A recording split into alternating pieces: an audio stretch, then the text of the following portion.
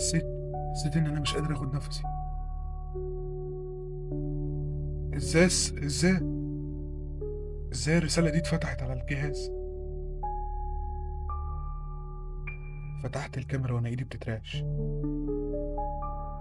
الشاشة كان لونها ابيض في الاول، بعدين بدأت الصورة توضح والدم اتجمد في عروقي.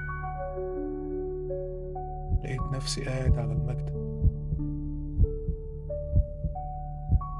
كأني فتحت الكاميرا ليا انا، بس كان في حد تاني قاعد قدامي. لكن ما كانش نسخة طبيعية، ده نفس شكلي بالظبط، نفس وشي، نفس اللبس، بس عيونه سودة بالكامل.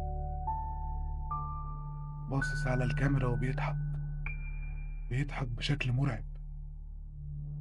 بعدين اتكلم بنفس صوتي وقال لي: دلوقتي دورك انت اللي ترد على المكالمات طول عمرك. فجأة النور طفى. لحد دلوقتي مش عارف ده مين ولا ايه، مش عارف انتوا هتصدقوني ولا لا.